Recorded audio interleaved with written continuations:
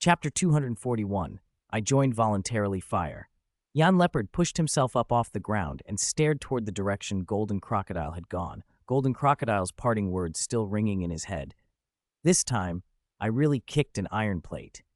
He managed a bitter smile. If he'd known it would end like this, he never would have agreed to Daiwei's plan. Still, it wasn't too late to make amends. Pavilion Master Ye was right. We'll meet again tomorrow. Muttering to himself, he walked back toward his residence. With a bruised face, it was hardly the time to visit Ye Shi. Better to recover tonight and go tomorrow. Back at his place, he sent a disciple to fetch a healing spirit master, then sat cross-legged and began to tend to his injuries. The wounds from Tian Yao and from Golden Crocodile were entirely different. Facing Tian Yao, he could stand there and take the blows. Tian Yao's defense was nearly impenetrable, and simply absorbing hits didn't leave much lasting harm. Golden Crocodile, however, was different. Even holding back, Golden Crocodile had broken several of his bones. Those weren't trivial injuries for an 8-ring spirit Douluo. Soon, the healing spirit master arrived. After treatment, Fire Jan Leopard's injuries weren't fully healed, but mostly mended. There were no longer visible signs of the beating. Early the next morning, Fire Jan Leopard left his room and headed for the hotel. Ye Shi and Qian Renshui were still asleep, so he waited in the 4th-floor lobby. Around 8 or 9, Qian Renshui and Ye Shi finally emerged. "Oh, why is the sect master Huo here?" Ye Shi asked with mock surprise as she saw Fire Jan Leopard in the lobby. "Pavilion Master." Fire Jan Leopard stepped forward, bowing with exaggerated humility. "After a night of deep deliberation, I, Fire Jan Leopard, have realized that under your leadership, Frost Snow Pavilion has a bright future. I am prepared to lead the Fire Leopard sect to join Frost Snow Pavilion. Please, Pavilion Master, grant your approval." Ye Shi sat, smiling faintly. "Sect Master Huo, your Fire Leopard sect is out in the Star Luo Empire, while my Frost Snow Pavilion is based in Heaven Do City of the Heaven Do Empire. You want to join my pavilion? Don't joke so early in the morning." Qian Renshui glanced at Fire Jan Leopard and turned away. Ling Yuan brought a tray of breakfast and set it before Ye Shi and Qian Renshui, then stood behind them. Fire Jan Leopard kept up his humble demeanor. "If Sect Master Huo truly wishes to join, I cannot refuse," Ye Shi said after a moment. "However, there's one condition. Fire Leopard sect can't openly join Frost Snow Pavilion for now. We'll wait until Frost Snow Pavilion's influence reaches the Star Luo Empire." "Rest assured, Pavilion Master," Fire Jan Leopard said earnestly. "I know what to do." He hesitated a beat, then spoke more awkwardly, the real reason for his change in attitude surfacing. "Pavilion Master, yesterday I ran into a senior. He should be the elder of the young lady from yesterday. Is it possible?" He cleared his throat. After being thrashed yesterday, he had no desire to invite another beating. "Since you've joined Frost Snow Pavilion, you're one of us. I'll go ask what happened. If it's true, I will make an explanation." "Thank you, Pavilion Master," Fire Jan Leopard added, then bowed deeply. "If you need anything of me, name it. Even if it means going through fire and water, I will not hesitate." Ye Shi nodded and motioned for him to step back. Fire Jan Leopard withdrew from the hotel and returned to his residence. Once he was gone, Qian Renshui placed a hand on Ye Shi's shoulder. "Sheer, shall we go back and check the assessment? If there's nothing else." "There's nothing more for now," Ye Shi said after a thought. "After breakfast, we'll go back and check." After a simple breakfast, Ye Shi gave a few brief instructions and left for the Supreme Pontiff Palace with Qian Renshui. Over the next few days, Qian Renshui and Ye Shi kept to a strict routine, spending most of their time in the Angel's Secret Realm for the second assessment. The teams led by Tian Yao and Du Guyan continued their winning streaks. In the blink of an eye, nearly a month slipped by. The All-Continent Elite Academy Spirit Master Tournament entered its final stages, with the championship contest narrowed down to Frost Snow Pavilion and Spirit Hall's Golden Generation. Descending from the 6th and 7th steps of the Angel Secret Realm, Qian Renshui and Ye Shi dressed and walked out together. On the Bluestone Path, Qian Renshui took Ye Shi's hand. "Sheer, tomorrow's the finals. Are you going to compete personally?" she asked softly. "Of course, it's the last match of the tournament. I'll enter the arena myself." Ye Shi gave a cool reply. "Then there won't be much of a contest." Qian Renshui smiled confidently. What suspense could there be? Huliana, Sheyue, Yan, I could probably handle dozens of them alone. They settled in the garden. Yeshi sat in Qian Renshui's lap and leaned against her. Qian Renshui drew her close, about to move in when a light cough interrupted them. Cough, cough! Am I interrupting you too? Bibi Dong called as she walked slowly into the garden. Yeshi prepared to slip out of Qian Renshui's embrace, but Qian Renshui held her tighter. Why are you here? Qian Renshui asked Bibi Dong, her tone cool. Yeshi remained silent. Chapter 242, Bibi Dong's Change. Bibi Dong's face gave nothing away as she walked straight up to Qian Renshui and the girl in her arms and sat down. I've come to say a few words to Second Miss, she announced. A flicker of something unrateable passed through Bibi Dong's eyes as she looked at them. Qian Renshui stiffened, then looked down at the child cradled against her chest and instinctively tightened her hold. If you have something to say it now, she replied, her voice cool but not unkind. We're listening, Qian Renshui added, and the pavilion fell into an expectant quiet. The child, Yeshi, never spoke. She only watched Bibi Dong with those clear azure eyes. There was something different about Bibi Dong tonight. Not in her bearing, not in her presence, but in some subtle way Yeshi couldn't place. I want to speak to Second Miss alone, Bibi Dong said, meeting Qian Renshui's gaze. Surprise flitted across Qian Renshui's face. Throughout their lives, Bibi Dong's looks had often carried disdain, but now there was none of that, only a composed gentleness. Qian Renshui blinked once, quietly withdrew her eyes, and sat very still. After a long moment, Yeshi rose from Qian Renshui's arms. Sister, you should go back, she murmured. Qian Renshui hesitated. If the Supreme Pontiff wishes to speak with me, I'll wait here, she said softly, giving Yeshi a reassuring look. Yeshi nodded and slipped away toward the path.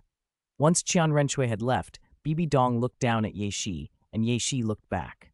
Their gazes held for a heartbeat, then Bibi Dong rose. Let's walk and talk, she suggested. All right, Yeshi agreed, and they set off together along the bluestone path beneath the wind-tossed trees. They walked in silence for a while, the garden's gentle breeze ruffling their robes.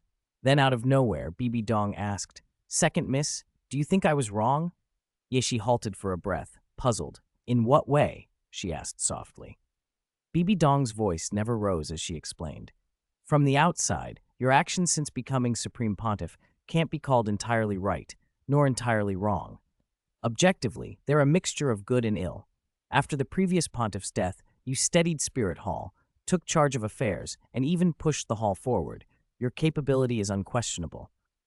But beneath that grand exterior, she continued, there's a dangerous fault line. The palace of the pontiff and the hall of offerings are at odds. Among the higher-ups, that's almost common talk.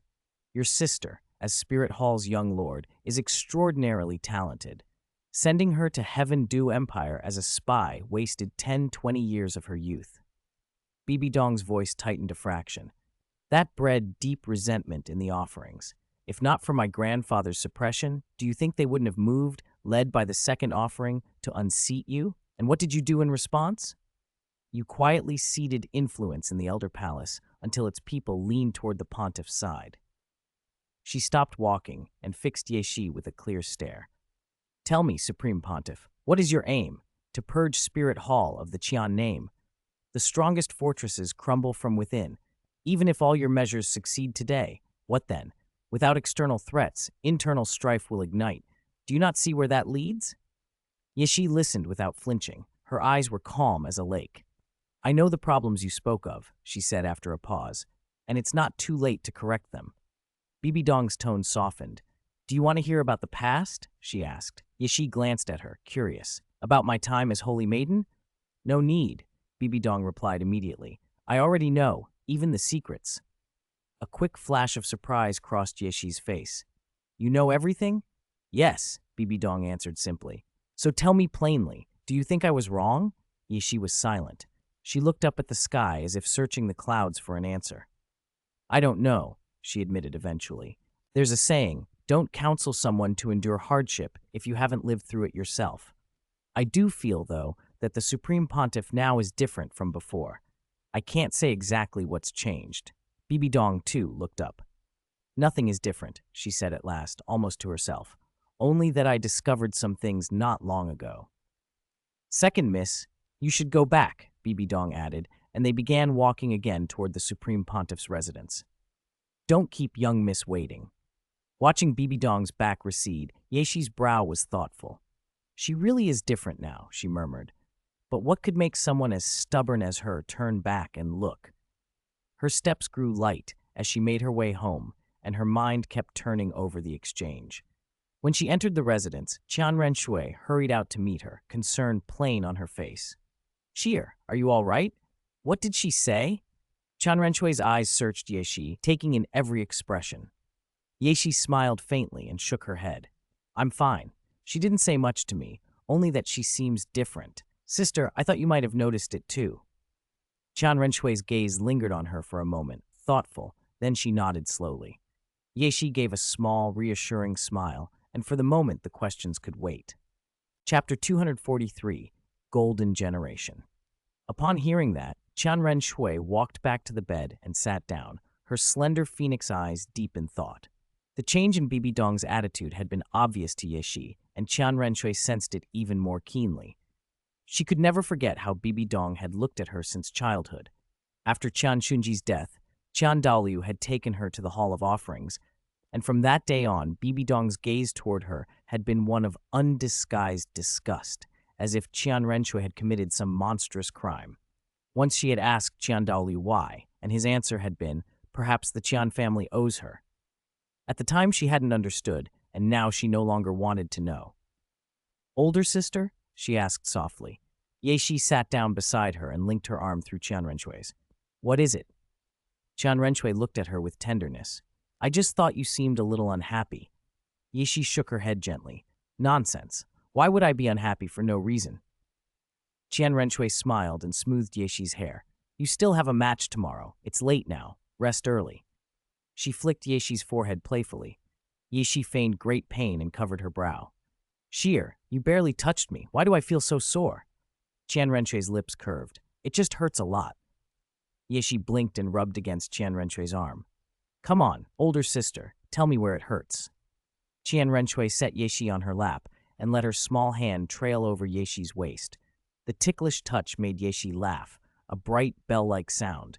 Older sister, it doesn't hurt anymore, she said between laughs. Really. Yexi's laughter filled the room, but Qian Renshui kept teasing her for a little longer. When Yexi was breathless, Qian Renshui finally stopped and flicked her forehead again. Does it still hurt? No, you're so gentle. How could you hurt me? Yexi leaned into the embrace and sighed. The two met each other's eyes and smiled. After a while, they sat cross-legged on the bed and entered meditation to cultivate together. The next morning, 9 o'clock. The competition arena in front of the Supreme Pontiff Palace was already packed with people, everyone watching the central stage with anticipation for the final match. In Frost Snow Pavilion's resting area, Yexi sat back, long legs stretched out on a chair. Tian Yao, Du Guyan, Ye Lingling, and the others stood behind her, eager for the match to begin. Tian Yao, remember to hold back a bit later, Yexi reminded calmly. Don't worry, miss. I understand. Tian Yao replied readily. She knew to give some face to the Supreme Pontiff Palace. Yexi nodded in satisfaction. Over at Spirit Hall Academy's resting area, Hu Lina stared at the stage with a troubled expression. Nana, why do you look like that? Yan asked gently as she came to Hu Lina's side. Hu Lina answered a little distractedly. I'm thinking about how to lose later without it looking too bad. You don't have to worry. No matter what, we have 3 Spirit Kings on our side, Yan said with a careless smile. Hu Lina only glanced at him. Yan's confidence wasn't entirely misplaced. On paper, 3 Spirit Kings should have the advantage over 2. But Hu Lina knew both Spirit Kings from Frost Snow Pavilion could fight above their rank. Yexi, in particular, could contend with a Spirit Saint. What could their 3 rely on to overcome that? Seeing Hu Lina silent, Yan didn't press further. Soon the match began. The referee called both teams onto the stage. Yexi snapped her fingers and led her team forward. Across the stage, Hu Lina entered with her team. Their gazes locked as the referee announced the start, and both sides released their spirit power at once. The 8-winged Slaughter Angel spirit manifested behind Yexi, and 5 spirit rings flashed under her feet. 1 yellow, 2 purple, and 2 black. The 3rd ring beneath her foot flared in an instant. Third spirit ability, Blade of Slaughter. A long sword of spirit power formed in Yexi's hand. She surged forward to confront Huliena, but Shiyu intercepted her with his moonblade. The Blade of Slaughter clashed with the moonblade, the force of the collision throwing Shiyu backward. He spun through the air and landed at the edge of the stage, steadying himself. When he looked at his hand, he saw several cuts from the recoil, blood bright on his skin. Shiyue's gaze darted toward Huliena and was shocked. His younger sister was holding Yexi to a standstill. That was far beyond what Yexi had seemed capable of just moments ago. Still, without hesitation, Shiyue rushed back into the fray. Even with Shiyue joining in, Yexi felt no pressure. If anything, her momentum increased. What had been a one-on-one stalemate turned into a one-against-two, with Yexi overwhelming them. At the same time, Tianyao and Duguyan had met their own opponents, Tianyao blocking Yan, while Duguyan engaged another challenger. In the Shifeng Academy viewing area, Feng Xiaoqian watched the battle below with a reflective expression. "The Golden Generation isn't all it's cracked up to be," he murmured. "Back then, in a one-on-one, I fought Yexi for 36 rounds without a clear winner." Huo Wushuang glanced at Feng Xiaotian and added, "You're right. The rapid wind demonic wolf 36 consecutive slashes turned into a nail clipper." "It barely clipped a nail," Huo Wu chimed in. "It didn't even do it evenly. I heard Pavilion Master Yi had to retrim it herself afterward." Feng Xiaoqian waved them off coolly. "You're too short-sighted. In my case, I fought the youngest sect master ever, a peer of the upper three sects leaders, Heaven Do City's top genius, the Great Spirit Arena's record holder for consecutive wins, and Ye Shi, whom sect master Chen Xin of the Seven Treasure Glazed Tile School called king among the young. I challenged above my rank for 36 rounds, nicked one of her fingernails, and even caught a strand of her hair, and in the end, I only just lost, without a single scratch." He spoke with relish, pride shining in his eyes. So what if the technique only clipped a nail? It was all about the way he told it. Huo Wushuang opened his mouth to retort, then thought better of it. Feng Xiaotian wasn't entirely wrong. That last line, "only just lost without a scratch," was perfect flourish. Huo Wu studied him with a strange look, then all their gazes turned back to the stage. Because two spirit elders, Yang Yan and Yang Miao, had fallen, two more of Yexi's allies rushed to reinforce Huliena and Shiyue. The result didn't change. Yexi went from controlling two opponents to suppressing four, and she did it with effortless precision. She consistently held just the slightest edge over them. Whatever spirit abilities they unleashed, she remained marginally stronger. It made them feel that if they pushed a little harder, they could match her, which only made the gap more frustrating. Tianyao's duel with Yan was a complete rout. Ye Lingling stayed at the back with the 9-heart begonia, ready to heal anyone in danger. As the matches went on, Huliena was sent flying yet again. She breathed out, exchanged a look with Shiyue, and moved toward her. Their hands met, and their spirit rings began to fuse. Spirit fusion ability, demonic charm. A red mist bloomed from around them and spread across the stage. It thickened quickly, dulling senses and making movements feel sluggish. Yexi's azure eyes narrowed. She swept the Blade of Slaughter forward, knocking two more spirit elders off the stage, then closed her eyes and carefully attuned herself to the changes in the air. "Found you," she murmured. She opened her eyes and darted toward Ye Lingling. The Blade of Slaughter descended at the healer, but it met resistance with a clang, and Yexi's momentum turned into a spinning kick that struck the fused form of demonic charm. The blow slammed the fused figure into the stage with such force the platform trembled as if it might break apart. Yexi stepped on the fallen fusion, driving it down with unstoppable pressure. The stage quaked violently and then collapsed in a cloud of dust. The spirit fusion ability of Huliena and Shi Yu disintegrated under the impact. At the Supreme Pontiff Palace, Bibi Dong watched the demolished stage with a faint click of amusement. She propped her arm on the chair rest, chin in hand, her right leg crossed over her left as her toes tapped lightly. "Sk, no need to dismantle it this time," she said to herself. "Have someone clean it up." She signaled to Yueguan beside her. Yueguan stepped forward, his voice soft and slightly effeminate as he announced, "The competition is over. Our Spirit Academy concedes the battle. Victors, please come forward to the Supreme Pontiff Palace to be crowned by His Holiness the Supreme Pontiff. The battle halted immediately. Lingling, heal them. We're going to receive our awards, Ye Shi said, withdrawing her spirit. Ye Lingling lifted the nine-heart begonia and mended Hu Lina and the others. When the healing was complete, Ye Shi led Tian Yao, Dugu Yan, Ye Lingling and the rest to the Supreme Pontiff Palace. They bowed lightly before Bibi Dong. She raised a hand to dismiss the gesture and glanced over the group. As the champions of this competition, I have high hopes for your futures. These are your rewards. With a snap of her fingers, Guy Mei approached carrying a tray. On it lay 3 10,000-year spirit bones arranged neatly. 10,000-year Lotus Charm Phantom, plant-type skull bone, Bibi Dong said. 10,000-year Whitefin Water Snake, torso bone. 10,000-year Vermilion Gold Rhinoceros Dragon, left arm bone. You may divide these among yourselves. She gestured for Gui Mei to hand the tray to Ye Shi. Ye Shi took it and distributed the bones. The Vermilion Gold Rhinoceros Dragon's left arm bone to Tian Yao, the Whitefin Water Snake's torso bone to Du Guyan, and the Lotus Charm Phantom's skull bone to Ye Lingling. Ye Shi didn't take one for herself. She still hadn't absorbed an earlier set of spirit bones granted by the Asura god. Thank you, Your Holiness the Supreme Pontiff, they said, bowing. Your rewards are not finished, Bibi Dong added, looking at Ye Shi. As captain, you may come to the Supreme Pontiff Palace later. Ye Shi inclined her head and led her team back toward the Frost Snow Pavilion's rest area, while Bibi Dong continued awarding other teams. Once they were settled in their pavilion, Ye Shi addressed them plainly. You should return to the hotel first and absorb your spirit bones. For those who didn't receive awards, when we get back to the Frost Snow Pavilion, I'll pick suitable spirit bones from our treasury and distribute them.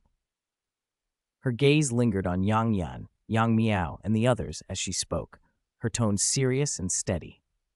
Chapter 245, Establish a Saint and Establish a Pontiff. When everyone heard the announcement, smiles spread across the room. Yang Yan, Yang Miao, and the others were the happiest. They had been reserve members from the Breaking Clan and Defense Clan, only filling out the roster, so earning the title of Grand Competition Champions had already been a pleasant surprise. They had not expected any further rewards. Everyone bowed to Ye Shi. At her signal, they filed out toward the hotel. Ye Shi herself closed her eyes and waited quietly. After a long while, the rewards for all participating teams were distributed, and the All-Continent Elite Academy Grand Competition drew to a close. The audience dispersed from the stands, and the teams left in an orderly fashion. The only person who did not leave was Ye Shi. She was heading to the Supreme Pontiff Palace. The Supreme Pontiff Palace was already full when she entered. In the main seat at the head of the hall sat Supreme Pontiff Bibi Dong. Beside her were the High Priest Qian Daoliu, the young Lord Qian Renshui, and a number of priests and elders, roughly 20 people in all. Ye Shi walked straight to her seat and sat beside Qian Renshui. Hu Liana, Xie Yu, and Yan soon joined them, though because of their ranks, they remained standing respectfully at the edge of the main hall. Once everyone was assembled, Bibi Dong raised her voice slowly. Everyone is present. We will now discuss the 3 matters on today's agenda. First, the appointment of a holy maiden. Second, the establishment of a pontiff. Third, the reinstatement of the adjudicator elder position. The selection of a holy maiden concerns the succession of the Supreme Pontiff. Talent, ability, and contributions to Spirit Hall are indispensable considerations. Bibi Dong paused and let her gaze sweep the assembly, settling briefly on the priests led by High Priest Qian Daoliu. Qian Daoliu sat with his eyes closed, appearing to rest, while the other priests watched Qian Renshui. As long as the chosen holy maiden was their young lord, the priests would never object. The elders' eyes flicked back and forth between Bibi Dong and Qian Daoliu, trying to read their intentions. The most suitable candidate for holy maiden is the young miss of the Hall of Offerings, Qian Renshui, Bibi Dong announced. If anyone has objections or better candidates, now is the time to speak. Ye Shi's azure eyes scanned the elders in the back before she looked away. She was curious who might be bold enough to object. The priests murmured agreement and turned to watch the elders as well, eager to see who would stand up against the decision. Under those expectant gazes, The elders in the main hall felt the pressure, and no one rose to object. It seems Xue'er's appointment as Holy Maiden is the popular will, Qian Daoliu observed, opening his eyes and letting a sharp light flash through them. Since there are no objections, the grand investiture for the Holy Maiden will be held 3 days from now. Bibi Dong nodded, then moved to the next item. Now, the second matter, the establishment of a pontiff. Records show that the Supreme Pontiff Palace once had a pontiff position, though it was abolished long ago for reasons unknown. I propose we reinstate it. The pontiff will hold status equal to the Supreme Pontiff, sharing the burdens of leadership, taking charge of government affairs, and holding absolute authority to appoint or dismiss officials within Spirit Hall, the main hall, and the sub-halls. For the pontiff candidate, I believe the most suitable person is the second Miss Ye Shi. What do you all think? Ye Shi's eyes flickered. She had already figured out what this pontiff position entailed, essentially a delegation of many administrative responsibilities from the Supreme Pontiff. The position carried heavy duties and nominally absolute power, but in practice it was more administrative than decisional. Ye Shi did not relish taking on the office. Her own Frost Snow Pavilion affairs were usually handled by Ye Qingshe, and she preferred being a hands-off leader. Silently, she signaled Qian Daoliu, asking him to refuse on her behalf. Qian Daoliu considered for a moment. The post of pontiff was important, and he did not want it filled by someone untrustworthy. He therefore nodded gently, giving Ye Shi a reassuring look.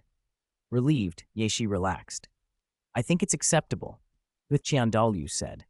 The other priests followed his lead and voiced their approval. With the priests in favor, the elders consented as well. Very well, Bibi Dong said. Since there are no objections, the grand investiture for the pontiff will also be held 3 days from now. She glanced subtly at Ye Shi as she spoke. Ye Shi bowed her head, masking her discomfort with a strained smile. Qian Renshui reached out and poked her cheek. Xi'er, won't you be glad to help your sister handle government affairs? Unhappy? Ye Shi managed. How could that be? I couldn't be happier, Qian Renshui teased. Ye Shi forced a brighter smile inwardly. She intended to remain a hands-off leader if she could. Now the final matter, Bibi Dong continued, the reinstatement of the adjudicator elder position. I believe my disciple Hu Lina is suitable for that role.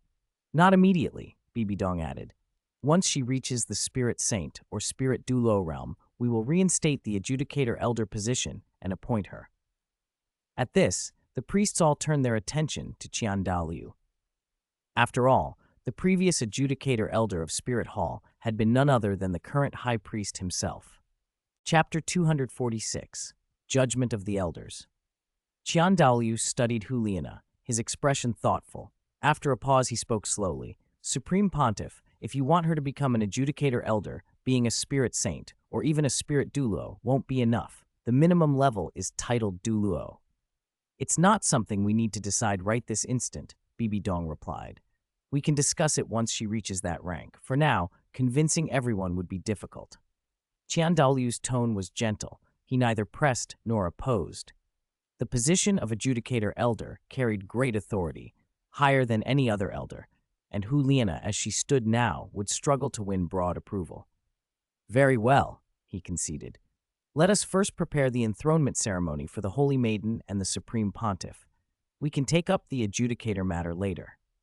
Bibi Dong inclined her head and signaled the elders below. Qian Daoliu rose and led the offerings toward the Hall of Offerings. Qian Renshui had taken Ye Shi's hand and was about to leave when Bibi Dong's voice stopped her. Xue'er, can we speak privately? Bibi Dong looked at Qian Renshui, her expression unreadable for a moment. The intimate form of address, Xue'er caught Qian Renshui off guard. It was the first time she'd heard it from Bibi Dong. Sister, Qian Renshui said, I'll wait for you in the Hall of Offerings. Ye Shi let Qian Renshui's hand go, gave her a faint smile, and stepped out of the Supreme Pontiff's palace. When the others had departed, Qian Renshui took her seat. Only she and Bibi Dong remained in the vast hall. What is it you want to say? Qian Renshui asked softly. Bibi Dong met her gaze steadily. Xue'er, I had my struggles in the past, she began. Not long ago, I came to understand some things. What I did to you then was wrong. A flicker of surprise crossed Qian Renshui's face. Bibi Dong had just admitted she was wrong. Silence settled between them. Qian Renshui's expression shifted. She rose and opened her mouth, but she didn't say the word that might have sealed a reconciliation. Instead, she turned and walked toward the Hall of Offerings. Bibidong watched her go and allowed herself a small, private smile. Reconciliation was easy to propose. Living it out took time. Still, Qian Renshui's reaction had been better than she'd hoped. The Hall of Offerings was quiet and beautiful, a pavilion where Poseidon held a cup of clear tea and watched Yeshi across the table. "Senior, the contest is over," she observed. "Soon Tian Yao will be able to go to Sea God Island with you."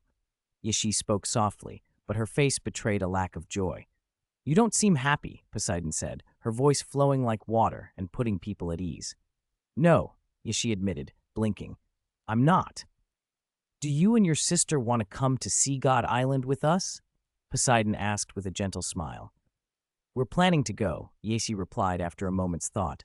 "Though we might be a little late, there are some things we still need to take care of." "I'll be waiting for you there," Poseidon said, then rose. "You two talk. I need to speak with your grandfather about a few matters." She smiled at Qian Renshui as she left. She had seen there was something on the younger woman's mind and gave them privacy. When Poseidon was gone, Qian Renshui slid into the seat beside Yeshi, bowed lightly to the sea god's disciple, and then reached out, pulling Yeshi close. She rested her head against Yeshi's shoulder. "Sheer, did you hear?" "Hear what?" "In the Supreme Pontiff's palace, she told me herself that she was wrong." Qian Renshui's voice was small. "It's been over 20 years. That was the first time she admitted it." Yeshi listened without interruption, fingers threading gently through Qian Renshui's hair.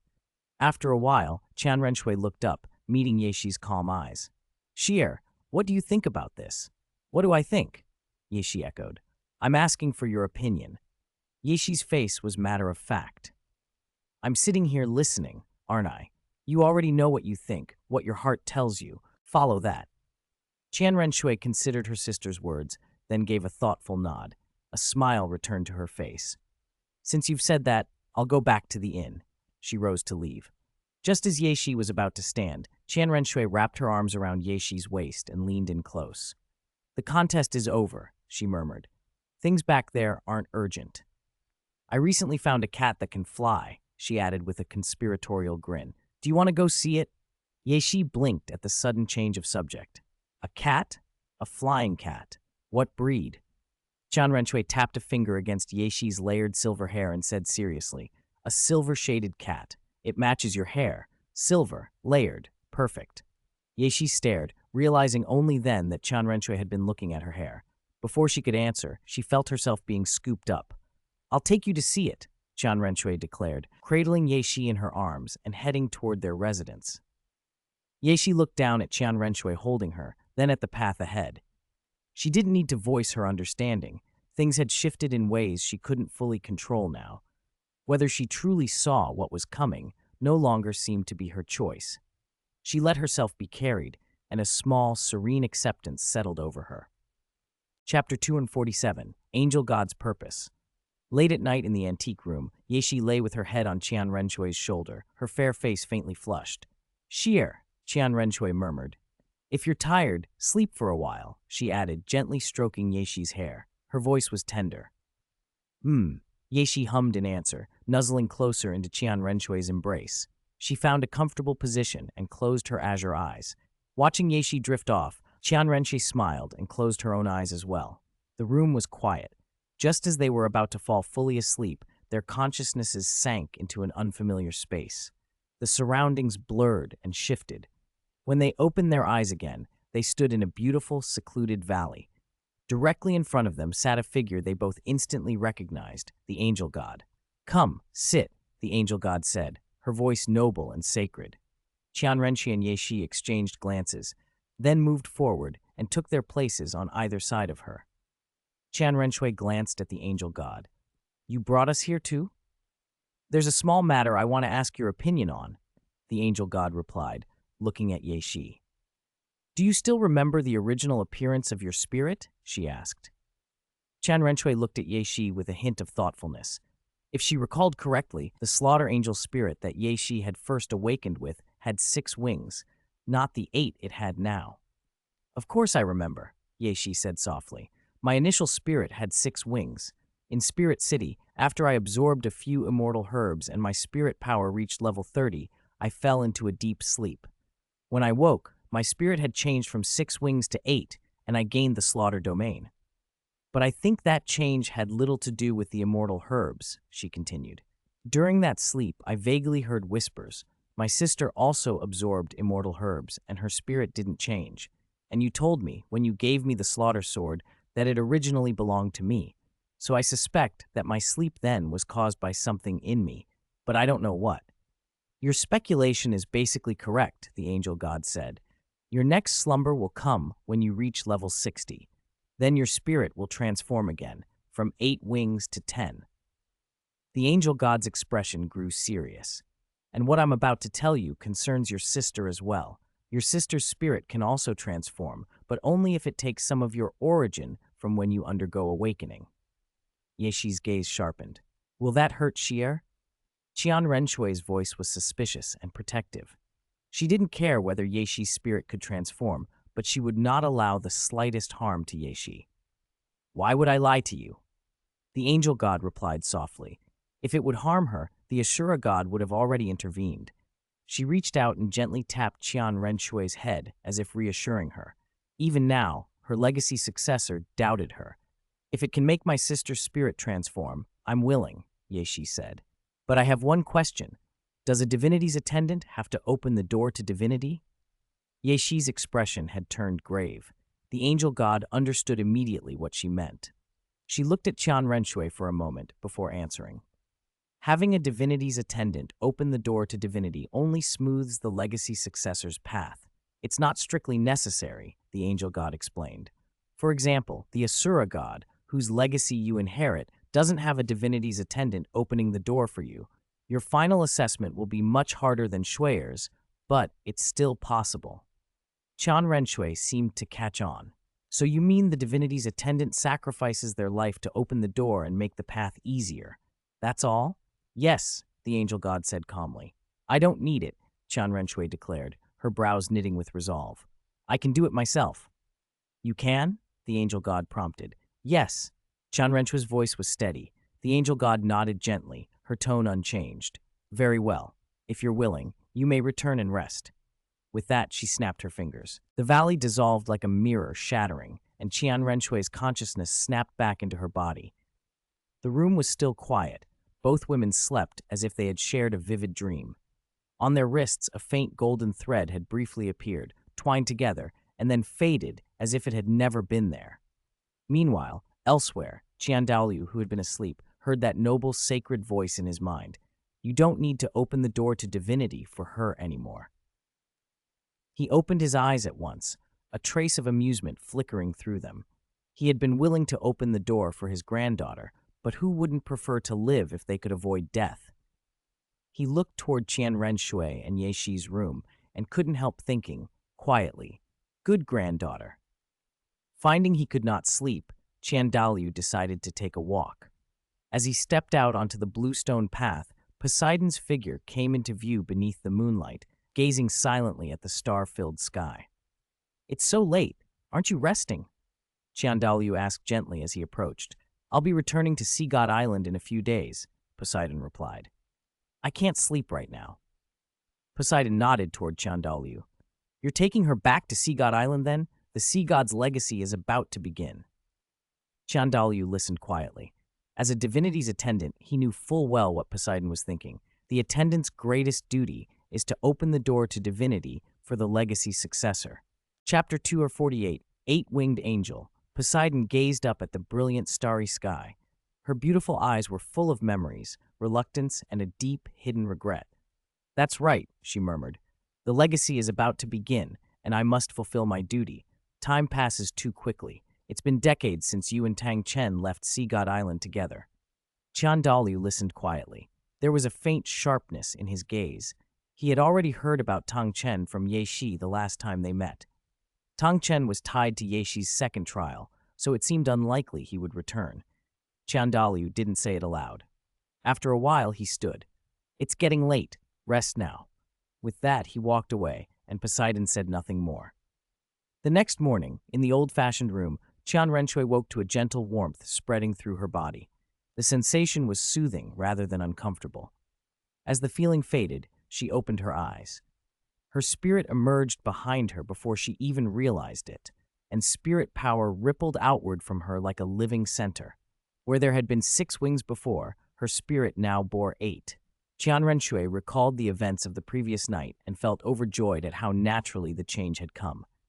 "What happened?" she whispered. Ye Shi sat up beside her, rubbing sleep from her eyes. "Xiaoxi, are you uncomfortable anywhere?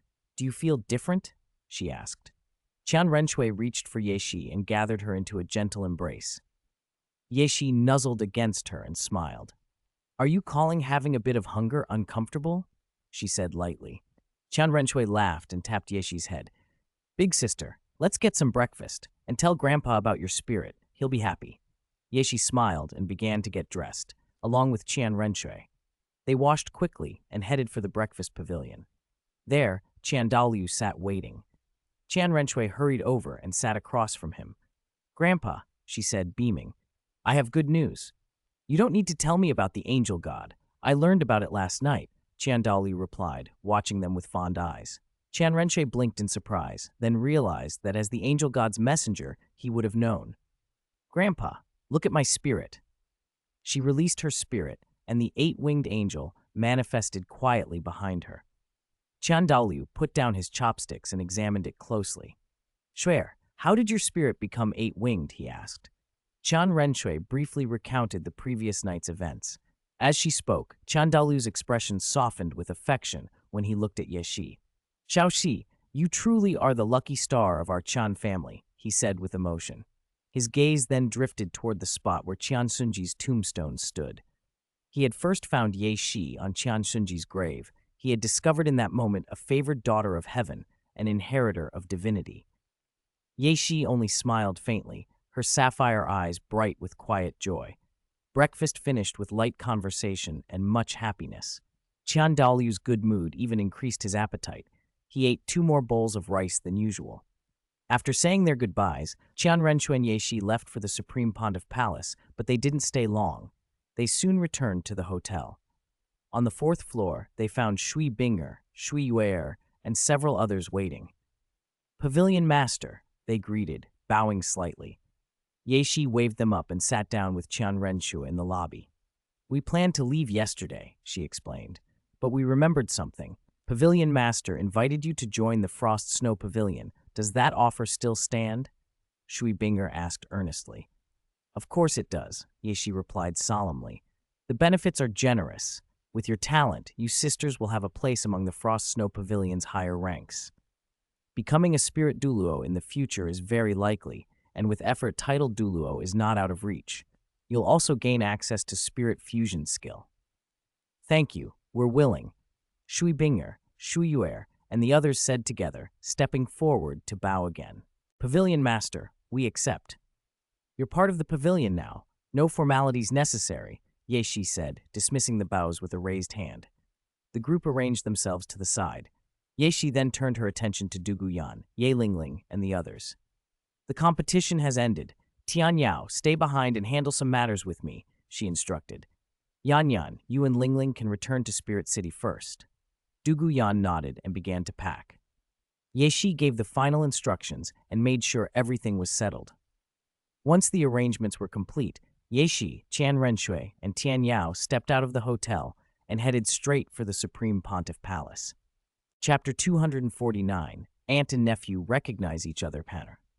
They had just returned to the Supreme Pontiff Palace. Qian Renk, Ye Shi, and Tian Yao noticed the huge palace was buzzing with attendants. "Young lord, young miss," the maids called as they passed. "Is the Supreme Pontiff Palace always this busy?" Tian Yao asked, curious. "You weren't here yesterday," Ye Shi said coolly. "They're preparing for the grand enfeoffment ceremony. In 2 days, my elder sister will be officially enfeoffed as the Holy Maiden, and I will be enfeoffed as Supreme Pontiff of the Spirit Hall," Ye Shi added. "Enfeoffment ceremony," Tian Yao repeated, eyes widening. Let's go to the Hall of Offerings first." Qian Renshui nodded and led them toward the Hall of Offerings. Ye Shi walked beside her, while Tian Yao trailed quietly behind. On the other side of Heaven-Do City, Tang San stood at the entrance of the Moon Pavilion, studying the building in silence. He wondered why Schoolmaster Ning had asked him to come. After a moment, he stepped inside. A receptionist soon approached with a polite smile, appraising him as she spoke. "Hello, how can the Moon Pavilion help you?" "Schoolmaster Ning of the 7 Treasure Glazed Tile School arranged for me to come," Tang San said. The receptionist blinked. "Your name?" "Tang San." "Please wait a moment," she replied, then went to report. Before long, Tang Yuehua emerged from the pavilion and looked Tang San over carefully. "Ning Fengji sent you?" "Yes," Tang San answered simply. Tang Yuehua's face showed a flicker of thought. "What's your father's name?" "Tang Hao," Tang San said. Surprise crossed Tang Yuehua's features briefly before she forced it back. "Come with me," she said, leading him deeper into the pavilion. Inside a private room, she sat behind a desk and regarded Tang San with complicated feelings. "My name is Tang Yuehua," she said quietly. "By seniority, you should call me Aunt." Tang San stared at her, surprised, then answered, "A few years ago there was news in Heaven-Do City. Did your father really die in the Stardew Great Forest?" Tang Yuehua asked, voice steady. A hollow expression tugged at Tang San's face, and he lowered his eyes. "Aunt, it's true. My father died at the hands of a 100,000-year spirit beast. My teacher said my father came from the Clear Sky sect. Can the Clear Sky sect help my father get revenge?" Tang San took a step forward and stood directly before her, pleading. Tang Yuehua fell silent, tears welling at the corners of her eyes. "I don't know," she admitted after a long moment. "The affairs of the Clear Sky sect are complicated. Your father was expelled years ago. Although the current sect master is your eldest uncle, the Clear Sky sect isn't run by just one person. The opinions of the other elders matter." She paused and sighed. "As for the other elders, they don't look favorably on your father." Tang San raised his head and searched her face. She could only shake her head and sigh again, and the desolation eyes deepened. After a long silence, Tang Yuehua reached out and patted his shoulder. "Go back and prepare. I will take you to the Clear Sky sect tonight and see how the elders respond." "All right," Tang San said. "I'll come back tonight." He bowed to her and left the room. Once he was gone, Tang Yuehua moved slowly to the window and stared toward the Stardew Great Forest, tears sliding down her cheeks. "Second brother," she murmured, her voice choked. After composing herself, she sat and wrote a letter. When it was finished, she summoned a carrier eagle, attached the letter, opened the window, and released the bird. "If I want him to come back to the Clear Sky sect, I'll probably have to start with the second elder," she murmured, then left the room with a heavy heart. Back at Shrek Academy, Tang San entered the hall to find Ning Fengji and Yu Xiaogang seated at a table, sipping tea. "You're back from the Moon Pavilion?" Ning asked as Tang San approached. "Thank you, Schoolmaster Ning, for letting me meet my aunt," Tang San said respectfully, bowing. Ning smiled gently. "She said she'll take you to the Clear Sky sect tonight to gauge the elders' attitudes." Tang San told Ning Fengji what Tang Yuehua had said, that the Clear Sky sect's elders were not friendly toward his father. Ning pondered for a moment, a smile forming in his eyes. "Little San, I may have a way to get the Clear Sky sect to stand with you, or at least to gain some of their support." "A way?" Tang San's eyes lit up and he moved closer. Ning beckoned him over and lowered his voice, outlining his plan. Tang San listened intently and nodded as he understood, though when Ning finished, a shadow of doubt crossed his face. "Schoolmaster Ning, will this really work?" "It's hard to say," Ning Fengji admitted. "The Clear Sky sect has been absent for many years. I don't know exactly how things stand now, but given the circumstances, you can try. Getting some support from the Clear Sky sect is possible." Tang San accepted that and nodded gravely. His gaze, however, drifted toward the direction of the Stardew Great Forest, and something like boundless killing intent flickered deep in his eyes. Chapter 250, The Enthronement Ceremony. 2 days later. Spirit City, Supreme Pontiff Palace. The Grand Hall was magnificent and solemn. Elders stood respectfully along both sides, and 7 seats had been set out in front, where the 7 high priests sat with their eyes closed in meditation. At the very front, Bibi Dong occupied the main seat, flanked by 2 slightly lower chairs. The ceremony hall was unusually still, but everyone's attention, by unspoken agreement, was fixed on the Hall of Offerings. Time passed slowly. From the Hall of Offerings, footsteps began to sound. Under the watchful gazes of those assembled, Qian Renshui and Ye Shi appeared. Since it was the consecration ceremony, both were dressed formally. Qian Renshui wore a simple golden gown in an ancient, elegant cut. A golden stand-up collar framed her fair neck, and her long golden hair was smoothed back, giving her an air of refined nobility. Ye Shi wore a silver gown, embroidered with subtle gold and silver patterns that fit her perfectly. Her silver hair was neatly arranged, and her gem-like eyes carried a hint of authority, though she gave off an approachable feel. "Greetings, young lord." "Greetings, young miss." The elders bowed in unison.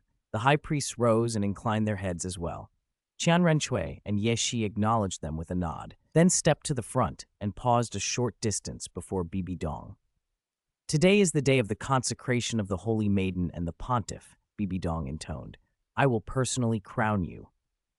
She rose from her seat and walked toward them. At that moment, Qian Daoliu also stepped forward with a tray on which two nearly identical coronets rested.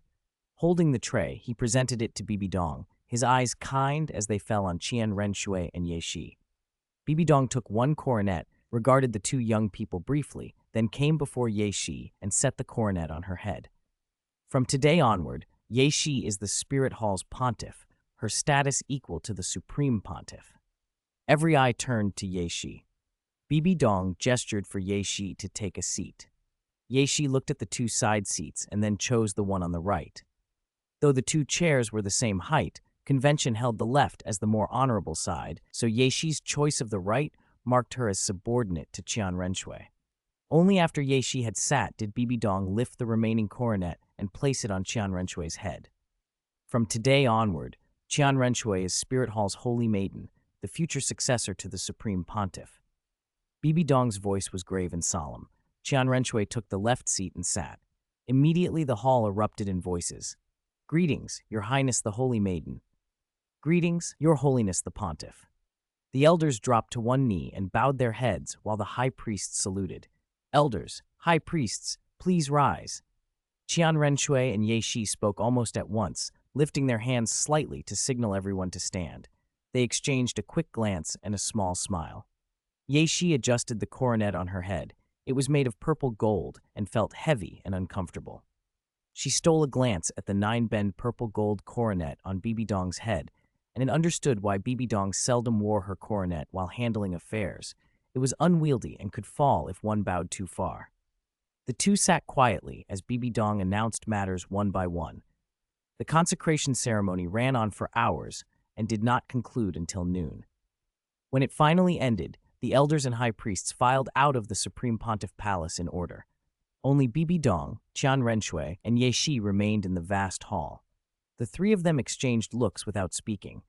The atmosphere was a little tense until Hu Lina entered and loosened it. "Greetings, teacher." "Greetings, Your Highness the Holy Maiden." "Greetings, Your Holiness the Pontiff." Hu Lina knelt and saluted the three, then turned to Bibi Dong. "Teacher, I'm ready. I can depart for Slaughter City at any time." Bibi Dong nodded. "Nana, I will send you to Slaughter City tomorrow." Her voice was gentle. "If you are going to Slaughter City, could you do me a favor and deliver a message to someone?" Ye Shi opened her palm and a black feather appeared, floating there. "Deliver a message?" Hu Lina's eyes showed some puzzlement. "To the killing messenger," Ye Shi said. "Tell her I'm waiting at Frost Snow Pavilion in Heaven Do City, and give her this feather." Ye Shi used her spirit power to send the feather gently into Hu Lina's hand. Hu Lina took it, nodded, and gave Ye Shi a subtle bow to show she had remembered. "If there's nothing else, we'll head back first."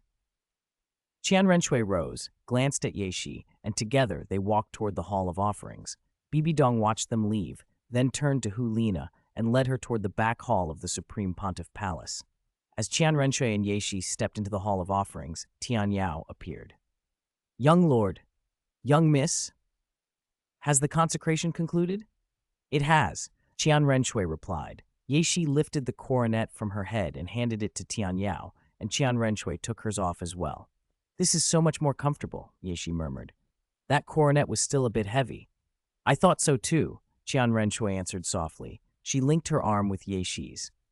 "Tian Yao, Please put the coronets in the main hall of the Hall of Offerings. Shir and I will go back and change first. Tian Yao accepted the 2 coronets and returned to the main hall, while Qian Renshui and Ye Shi walked back toward their residence. Chapter 251. Return to Tiando City. Back at their residence, Qian Renjie and Ye Shi changed into their usual clothes and left their rooms for the main hall of the Hall of Offerings. Qian Daoliu sat in the central seat, calmly sipping tea. The golden crocodile offering was continually giving instructions to Tian Yao. The 3rd offering, Qing Luan, and the 5th offering, Guang Ling, chatted non-stop, and the other offerings wore smiles as they milled about. When Qian Renshui and Ye Shi entered, everyone turned to them with gentle expressions. After they greeted the offerings, they took seats beside Qian Daoliu. "Grandpa, we're preparing to return to Heaven Do City to handle some affairs," Qian Renshui said softly. "After that, we plan to visit Sea God Island." "When are you leaving?" Qian Daoliu set down his teacup and reached out to stroke Ye Shi's hair. "Tomorrow," Ye Shi murmured. "If anyone bullies you out there, or if there's anything you can't deal with, remember to send a message to the Hall of Offerings." "I may be old, but I can still talk people around," Qian Daoliu replied warmly. Both Qian Renshui and Ye Shi looked surprised for a moment, then smiled. There was no doubt in their minds that with Qian Daoliu's presence and strength, few problems couldn't be resolved. If someone truly refused reason, there would be other means to persuade them. "Young lord, young miss, since you're going to Sea God Island, why don't I go with you?" Tian Yao stepped forward and asked softly. "Poseidon Sr. came all the way to Spirit City to fetch you and has been waiting a long time. It wouldn't be right to keep her any longer. Go with Poseidon Sr. first, we'll follow later." Qian Renshui shook her head gently. "Sister is right. Poseidon Sr. is the great priest of Sea God Island and a level 99 limit Douluo. Given her status, it isn't appropriate to make her wait." Ye Shi echoed her, and Tian Yao nodded in understanding before moving to sit beside the golden crocodile. The main hall buzzed with conversation until late, when everyone finally dispersed to their residences. The next morning, 3 carriages were neatly lined up outside the Supreme Pontiff Palace. Bibi Dong and Hu Lina emerged, followed by Qian Renshui, Ye Shi, Tian Yao, and Poseidon. Bibi Dong and Hu Lina took the first carriage, Qian Renshui and Ye Shi the second, Poseidon and Tian Yao the third. The carriages set off, then split after leaving Spirit City. Gui Mei drove Bibi Dong's carriage toward Slaughter City. Demon Bear and Spirit Kite drove Qian Renshui and Ye Shi toward Heaven Do City. Poseidon and Tian Yao's carriage headed for Vast Sea City. Inside Qian Renshui's carriage, Ye Shi lifted the window curtain and watched the sky. "I wonder how the expansion of Frost Snow Pavilion is coming along," she murmured. "In 3 or 4 months, it should be finished," Qian Renshui answered. "You'll see it when we get back." Qian Renshui wrapped an arm around Ye Shi's waist and rested her cheek against Ye Shi's. Ye Shi closed her eyes and leaned in, and the two fell quiet, sharing a tender moment. Outside, Demon Bear drove while glancing at Spirit Kite, who had her eyes closed. "Spirit Kite, if you're going to rest, you'd be better off inside the carriage," he said quietly. Spirit Kite shook her head without opening her eyes. "No, it's better out here." She knew the space inside wouldn't be comfortable if the young lord and young miss were intimate. It would be awkward for her to be trapped inside. Demon Bear fell silent and concentrated on the road. The carriage's pace picked up. Heaven Do City, Frost Snow Pavilion's back hall. Niu Gao held the blueprint, comparing it carefully to the building before him. "No problems. It should be finished today," he said, satisfied, and tucked the plans away. Yiqing stood looking at the new 4-story pavilion, at the surrounding buildings, and then at Niu Gao. "Kof, isn't this a little extravagant?" she asked quietly. "Extravagant?" Niu Gao scanned the area. "I built it according to the budget. There's still about 20% of the funds from the Heaven Do royal family left. I've been very frugal." Yiqing Xie said nothing but kept surveying the surroundings. When the budget was submitted, she'd originally doubled the estimate, intending to save half to build up Frost Snow Pavilion's treasury, yet now only about 20% remained. She kept that thought to herself. "Come, I'll show you the results of the expansion." Niu Gao led her forward.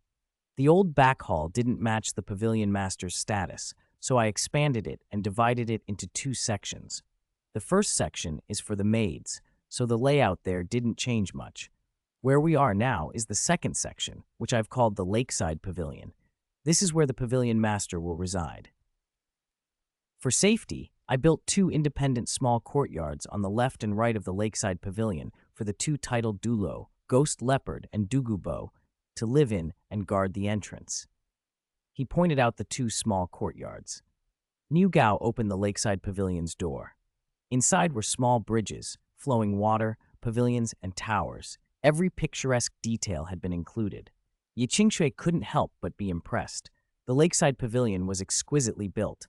Aside from being a bit costly, it had no flaws. Chapter 252, Expansion of the Frost Snow Pavilion, completed. Niu Gao led Ye Qingshui through the new complex, explaining as they walked. The Lakeside Pavilion now has about 100 rooms in total, enough for the sect master for the time being. On the left are the bathing pools. They're made from the warm jade the Heaven Dew royal family donated. They keep the water at a steady, comfortable temperature. On the right is the daily dining hall. The stream out front can be used for raising fish, but I didn't buy any myself since I don't know the sect master's preferences. There are gardens on both sides for planting flowers or medicinal herbs when the sect master has time. We've included rooms for study, music, and other pursuits, almost everything a resident might need. There's also plenty of reserved space. If we need to expand again later, it can be built easily. Niu Gao went over each section of the Lakeside Pavilion in turn. When they reached the outer edge of the grounds, Ye Qingshui hesitated. "What about planting trees?" she asked quietly. "Something like a peach grove? Please follow me." Niu Gao led her a short distance farther. "I thought about that from the start," he said. "I set aside a plot for just that reason. From the sect master's rooms, the view is the best here. It's more than sufficient for daily use." Niu Gao's face showed the satisfaction of a plan well executed. Ye Qingshui considered it for a moment, then smiled. "Hallmaster Niu, you really have thought of everything. When the sect master returns and sees the completed Frost Snow Pavilion, she will be delighted." She left the pavilion to attend to matters in the front hall, and Niu Gao pulled out the blueprint once more, pondering further refinements. A month later, a carriage rolled to a halt on a busy street in Heaven Dew City and stopped in front of the Frost Snow Pavilion.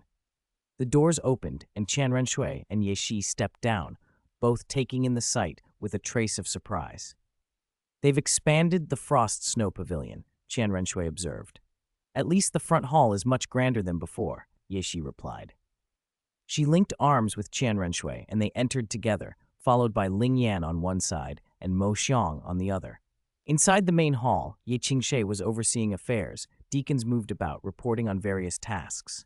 Spotting Ye Shi, she rose and bowed. "Sect Master." "You don't need such formality," Ye Shi said, taking the main seat as Qian Renshui sat beside her. "Yes, Sect Master." Ye Qingshui set a layout plan on the table. "Nothing urgent has happened recently. The expansion of the Frost Snow Pavilion is finished. This is Hallmaster Niu's design." Ye Shi examined the plan while Ye Qingshui continued, her tone careful. "There are two matters I should report. With support from the Strength Clan and the Speed Clan, a new force has formed in Heaven Dew City called the Tang Sect. Also, the Clear Sky Sect, which had been in seclusion, appears to be re-emerging. Its sect master, Tang Hao, paid a visit to our pavilion not long ago, though he only had tea because you were absent." "Tang Sect." Ye Shi's voice grew quiet. Her blue eyes deepened. "It seems Tang Hao is supporting the Tang Sect. There are likely others backing them." Ye Qingshui hesitated, then added what she suspected. Ye Shi and Qian Renshui exchanged glances, both thoughtful. Ye Shi found it likely that Tang Hao was supporting Tang San. He was Tang Xiao's nephew after all, and with Tang Hao gone, Tang Xiao would reasonably throw his support behind him. Still, Tang Xiao spoke only for himself. The Clear Sky Sect as a whole would not rush to endorse Tang San, not before Tang San acknowledged his ancestors. As for other backers, Ye Shi suspected Ning Fengji. In all of Heaven Dew City, very few had the resources to help Tang San set up a new sect, and Ning Fengji was the most plausible candidate. "Which clans have joined the Tang Sect so far?" she asked. "Only the Strength Clan and the Speed Clan," Ye Qingshui answered. Keep a close eye on the Tang sect, Ye Shi instructed. Focus especially on anything connected to the Clear Sky sect. Yes, sect master. Ye Qingshui bowed slightly and moved to make the arrangements. Ye Shi and Qian Renshui rose and walked toward the back hall, then deeper into the grounds to the lakeside pavilion. Passing a small resting pavilion, Ye Shi saw Ghost Leopard, Du Guyan, Ye Lingling, Shui Binger, Shui Yuer, and a few others seated inside. She waved, and they hurried forward. Seeing Mo Xiang among Ye Shi's retinue, Ghost Leopard looked surprised. He and Mo Xiang had once been close, but their contact had dwindled after Mo Xiang sided with the Supreme Pontiff Palace, while Ghost Leopard followed Ye Shi to Heaven Do City. You two can take the independent courtyards on the left and right of the lakeside pavilion, Ye Shi said. Ghost Leopard, Mo Xiang, make yourselves at home there. Yan Yan, Ling Ling, Binger, Yuer, come live in the lakeside pavilion as well. There's still some room in this newly finished pavilion, and it feels better when more people are here, she added warmly. Chapter 253, Tang Xiao's Visit. Everyone agreed and bowed to Ye Shi. She nodded faintly and walked toward the lakeside pavilion, Ling Yuan falling quietly in step behind her and Qian Renshui. Inside the pavilion, Ye Shi glanced around briefly before heading for her room. At the door, she paused and looked back at Ling Yuan. Ling Yuan, choose a room and rest as well, she said, then went in with Qian Renshui. Yes, young miss, Ling Yuan replied and left to pick a room of her own in the pavilion. Once inside, Ye Shi and Qian Renshui sat opposite one another. Qian Renshui poured a cup of clear tea and regarded Ye Shi thoughtfully. Shier, what do you make of what Ye Qingshui said? Ye Shi gave a small, indifferent chuckle. Sister, we just need to take it step by step and avoid mistakes. It won't affect us. What if a newly established Tang sect returns, backed by Tang Xiao? Qian Renshui asked. What then? The Battle Soul Hammer, the reemergence of the Clear Sky sect. Even if the Clear Sky sect returns, Ye Shi said, once our net is cast, there'll be one more to be crushed. As for who else might back them, she continued, Ning Fengji is the most likely ally. If Ning Fengji wants a game, I don't mind sitting down to play. Ye Shi set up a small chessboard and arranged the black and white pieces with calm precision. Watching the lines and possibilities she mapped out, Qian Renshui smiled. Playing chess with Ning Fengji won't be simple. Are you certain of victory? Qian Renshui stroked Ye Shi's hair. I don't have a guaranteed win, Ye Shi admitted after a moment, her face serious, but I can guarantee I won't lose. Her tone turned deliberately casual. If you can't be sure to win, there are always other options. 1. Overturn the board if things go wrong. Do it fast enough and you won't be counted as the loser. 2. If your strength allows it, remove the opponent and end the game at its root. Qian Renshui laughed softly. Practical as always. She flicked Ye Shi's forehead and rose, crossing to the bed. We've been traveling a long time. Let's rest. Tomorrow we'll go to the Tiando Royal Palace and deal with everything properly. Also, Ye Shi hugged Qian Renshui's waist. The lakeside pavilion has new baths. Want to try them? Qian Renshui's eyes brightened. Prepare a change of clothes. Let's go now. Ye Shi released her and hurried to fetch clothes. When they reached the bathing area, the water shone clear in a tub lined with warm jade. Qian Renshui tested the temperature with her wrist. Perfect, she said, smiling at Ye Shi. They undressed and stepped in, closing their eyes as the warmth relaxed them. A bath in top-grade warm jade truly is different, Qian Renshui mused lazily. Ye Shi nodded. The two soaked in peace, letting the hours slip by. After a long while, they dressed in fresh clothes and returned to the room. They lay down together on the bed. Ye Shi curled into Qian Renshui's arms and, exhausted, drifted into sleep almost immediately. Qian Renshui watched her a moment, smiled, and fell asleep beside her.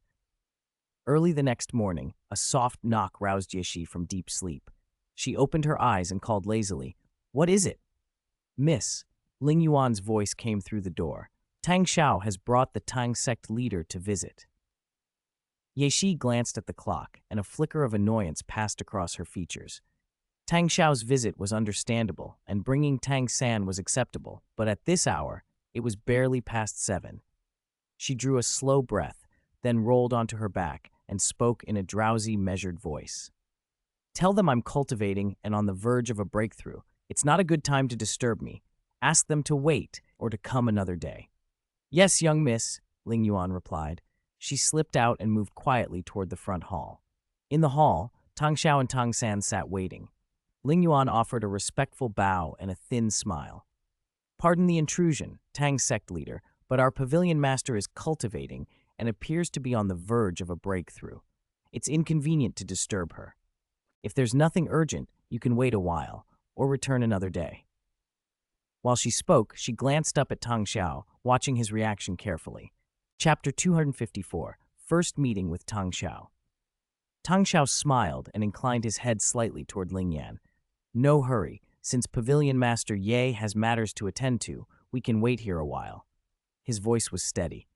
Sitting beside Tang Hao, Tang San said nothing, his gaze drifting over the frost snow pavilion as time passed. After about 2 hours, Ye Qingshi arrived with Yang Wu, Xu Wuchang, Niu Gao, and several other high-ranking officers. They took positions along the sides of the hall. When Yang Wudi and Niu Gao caught sight of Tang Hao and Tang San, undisguised coldness flashed across their faces. Tang Xiao's attention shifted to the entrance. Under his gaze, 3 titled Douluo, Dugu Bo, Ghost Leopard, and Demon Bear entered the hall. Dugu Bo and Demon Bear stood to the left and right before the main seats, while Ghost Leopard and Ling Yan took positions behind them. "The main guest is about to appear," Tang Hao murmured, narrowing his eyes toward the doorway. During his time in Heaven Do City, he had often heard about the pavilion master of the Frost Snow Pavilion, Ye Qingshi, from Ningfengji, Chen Xin, and others. They had spoken of her with respect, and Tang Xiao's curiosity had been piqued. He wanted to see the person who, at such a young age, had founded a power on par with the upper 3 sects. A clear voice echoed through the hall, and Ye Qingshi entered. Her gaze landed on Tang Hao immediately. He was a tall man, nearly 2 meters, with a broad back and solid build, an imposing presence. His eyes were bright and sharp, as if capable of peering into a person's heart. Ye Qingshui's sapphire eyes were deep and arresting, like an endless sky of stars. Their gazes met and held for a moment. "My apologies for the sudden intrusion.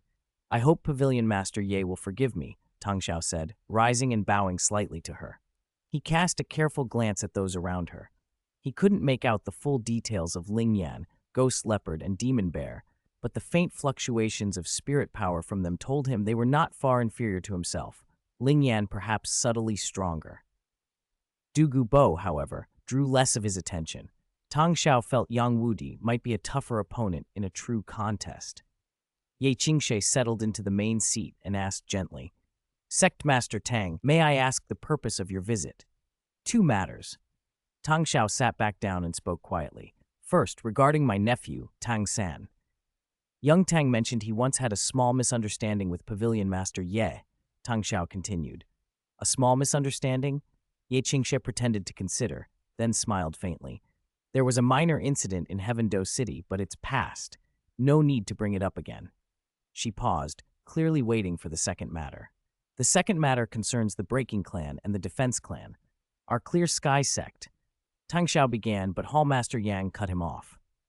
"Tang Hao," Yang Wudi said coldly, "the Breaking Clan has nothing to say to the people of the Clear Sky sect. Whatever you have to say, we want no ties with the Clear Sky sect." His voice was icy and devoid of courtesy. Niu Gao chimed in. "I agree with Senior Yang. No matter what the issue is, we don't want the slightest connection with the Clear Sky sect." Tang San opened his mouth as if to respond, but Yang Wudi didn't give him the chance. "Do you think you have any say here?" Yang sneered. "I told you last time, don't show your face here again, or I'll make you bleed 5 steps. His look toward Tang San dripped contempt. He had no intention of carrying out that threat then. He couldn't defeat Tang Hao, and Pavilion Master Ye hadn't spoken, but he made the threat all the same. Tang Xiao's expression showed displeasure, but he kept his temper. Ye Qingshui's fingers tapped the armrest, her tone level. "Please forgive Hallmaster Yang. I understand his temperament." Tang Hao inclined his head. "Sect Master Ye, regarding the second matter, I will not pursue it further. Hallmaster Yang and Hallmaster Niu's position is clear." Ye Qingshi gave a small nod. "Is there anything else, Sect Master Tang? If not, I must excuse myself. I have business at the Tiando Royal Palace." She yawned slightly, still watching Tang Hao. "I have no other matters. If Pavilion Master Ye has other affairs, please attend to them." Tang Hao rose. But about what Hall Master Yang said, about making my nephew bleed 5 steps, I hope such words will not be spoken in the future. My younger brother is gone, but I remain his elder brother. With a slight bow to Ye Qingshui, Tang Hao led Tang San from the Frost Snow Pavilion. Ye Qingshui watched them leave without attempting to detain them. Outside, Tang San let out a long breath and looked at Tang Hao. Uncle, Yang Wudi's attitude was. Tang Hao brushed the remark away with a small wave.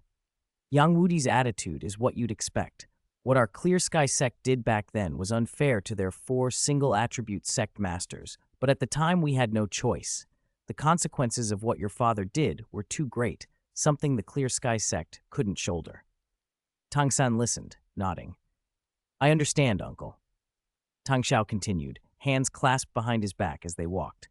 Your Tang sect is newly established. There's little I can do for you now. Before you formally acknowledge your ancestors, I can't represent the Clear Sky sect in supporting you openly. With Tai Tan and Bai He at your side, though, you should be able to make a place for yourself in Heaven Do City, so long as you don't provoke the Frost Snow Pavilion. If anything arises, listen to Schoolmaster Ning's advice. As for the Blue Lightning Tyrant Dragon Clan, the old dragon there is arrogant and inflexible. Avoid them if you can. Tang Xiao's tone was earnest. Tang San nodded repeatedly, taking it all in. Frost Snow Pavilion. In the grand solemn hall, Yeshi sat upright in the main seat, her fingers tapping idly on the armrest as her clear blue eyes considered the matter at hand. Pavilion Master, someone said. Tang Xiao came to our Frost Snow Pavilion mainly to deliver a message. His nephew has the Tang sect behind him, and the Tang sect is backed by the Clear Sky sect. Should we give him face? Yang Wudi bowed first to Ye Shi, then turned to Ye Qingshui. Ye Qingshui inclined her head slightly. Pavilion Master, I have a different view.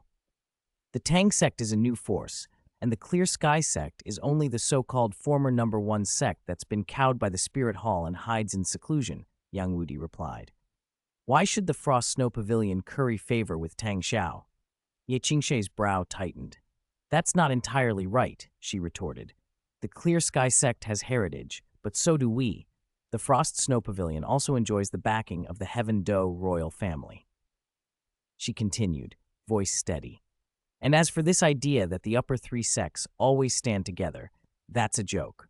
When the Clear Sky sect was in danger before, did the 7 Treasure Glazed Tile School step in? Did the Blue Lightning Tyrant Dragon Clan? The Clear Sky sect tends to bully the weak and fears the strong. The 7 Treasure Glazed Tile School looks after its own interests, and the Blue Lightning Tyrant Dragon Clan is preoccupied with its own problems. Yuanzhen clings to past glory and refuses to adapt. Unless a crisis threatens all of them, the so-called unity of the upper 3 sects is pure fantasy. Yang Wudi chuckled, his disdain for the Clear Sky sect obvious. Enough. Ye Shi lifted her eyes and looked down at Ye Qingshui and Yang Wudi. At her gaze, they both fell silent, awaiting her decision. For now, the Frost Snow Pavilion should focus on its own development, Ye Shi said calmly. There's no need to grovel for face. If the Tang sect doesn't provoke us, we won't waste our energy on them. Be polite when they're polite. Respond with force when they use force.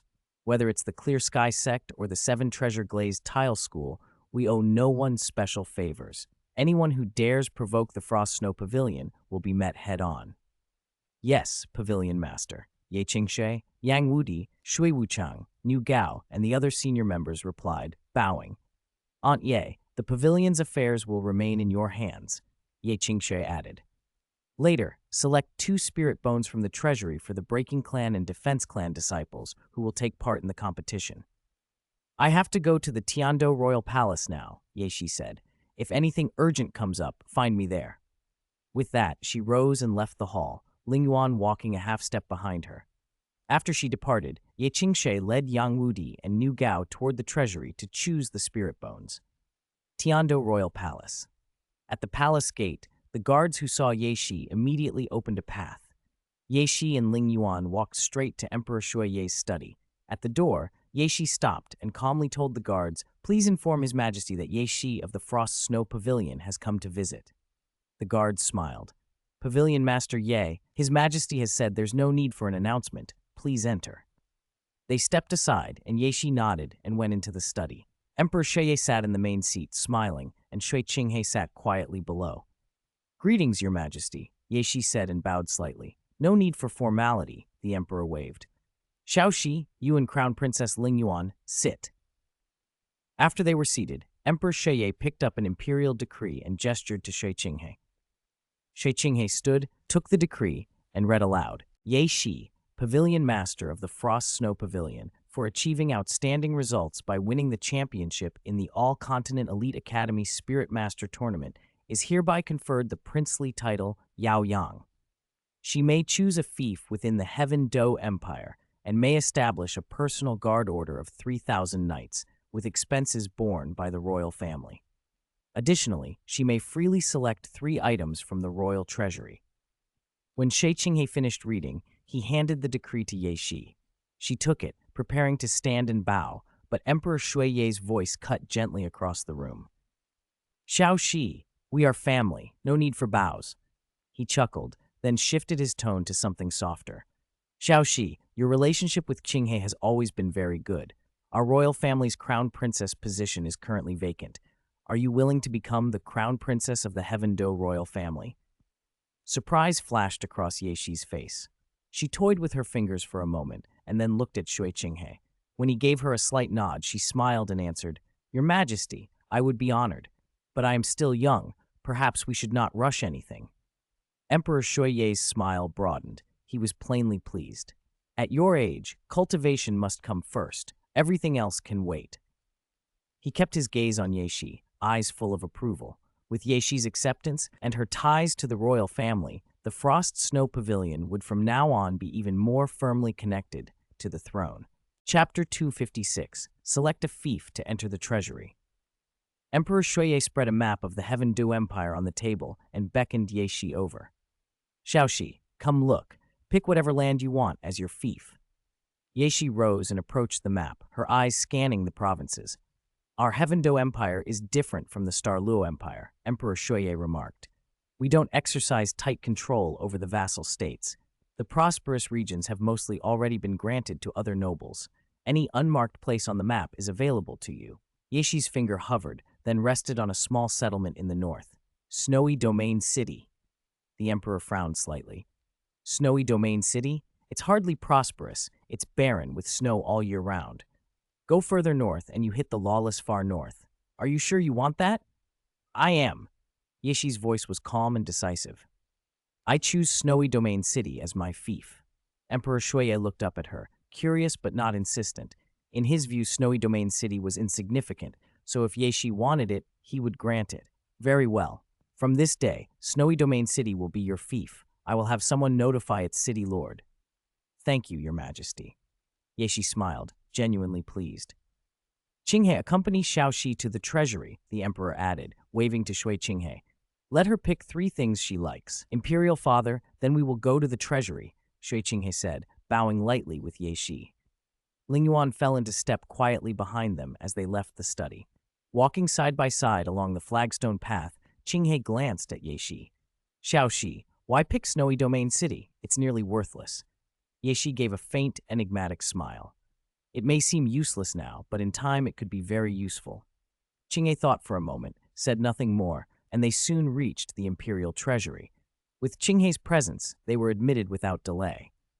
Ye Shi's eyes swept the room and settled on a dusty shelf. She pulled a book free, blew off the dust, and began to flip through it. "Those are useless," Qinghe said lightly, coming up beside her. "They've been untouched for years." "I think this one might be of use," Ye Shi murmured, brow knitted. The book was about the creation of spirit tools, but it was badly incomplete, nearly 2/3 missing. Qinghe shrugged. "What use is a book on making spirit tools? Modern spirit tools are mostly storage. They say older spirit tools were combat-related, but those techniques are lost. Even now, people who can craft storage spirit tools are rare, which is why such tools are so prized." Ye Shi returned the book to the shelf, though her fingers lingered on its spine.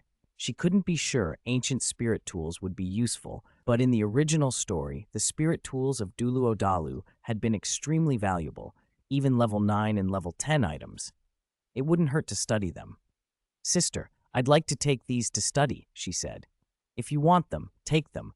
I'll inform His Majesty later, Qinghe replied softly. Without hesitation, Ye Shi gathered the books and tucked them away.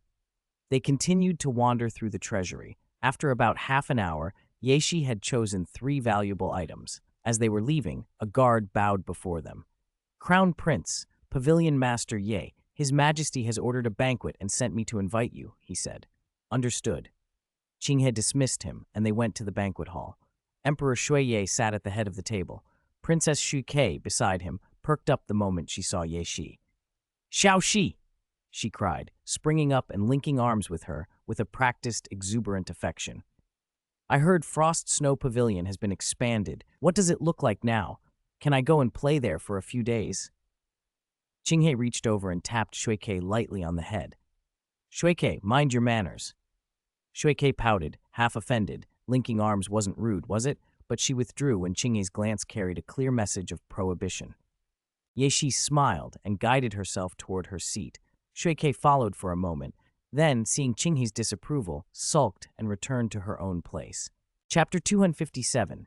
Suppress the nobles and support the common people. After everyone had taken their seats, the banquet officially began. Maidservants brought out platters of delicacies and placed them before the guests. Emperor Shuiye lifted the wine cup in front of him, took a sip, and turned his gentle gaze down to Ye Shi. Xiao Shi, how do you think the current Heaven Do Empire compares to the Star Luo Empire? Ye Shi met the emperor's eyes, her fingers tapping lightly on the table as thoughts flickered across her face.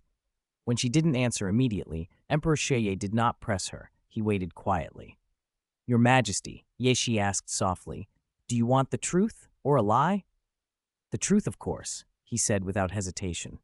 From a comprehensive standpoint, I believe the Star Luo Empire is superior to the Heaven Do Empire, Ye Shi replied calmly.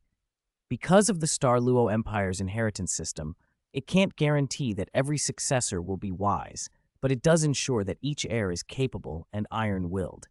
They govern their vassals and nobles with strict measures, so their control is extremely strong. Our Heaven Do Empire, by contrast, lacks sufficient oversight of its vassals. Many nobles are corrupt and frequently act above the law. The clearest example is right here in Heaven Do City. Both great empires and the Spirit Hall explicitly forbid the buying and selling of people as slaves, yet the Heaven Do Great Auction House operates openly. Ye Shi let the words hang.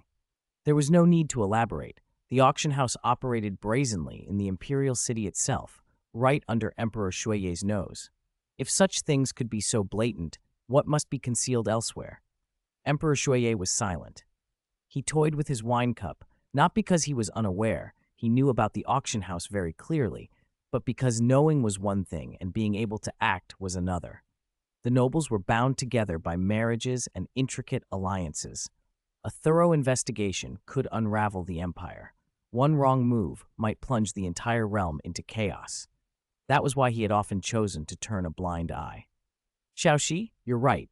From a broad perspective, the Star Luo Empire is indeed stronger than our Heaven Do Empire, Emperor Shuiye admitted. He set his cup down, his expression suddenly grave. I'm aware of the problems you mentioned, but I worry about the consequences of dealing with them. Tell me, do you have any ideas? Ye Shi had already established a force comparable to the upper 3 sects at a young age. Her capabilities were unquestionable.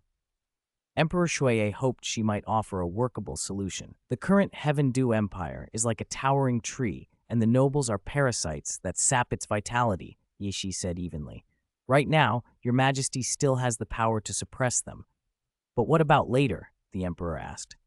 Even the tallest tree will eventually be hollowed out by parasites and collapse if nothing is done, Ye Shi replied. My suggestion is that your Majesty should show some decisive, iron-handed measures to rein in the nobles and then support the free spirit masters among the common people. That balance, restraining the nobles while empowering capable commoners, would go a long way toward alleviating noble corruption. No matter what your Majesty decides, Frost Snow Pavilion will stand with the royal family, she added with a faint smile. Emperor Shuiye nodded slowly, his mind turning over the proposal. The banquet hall fell into a hush.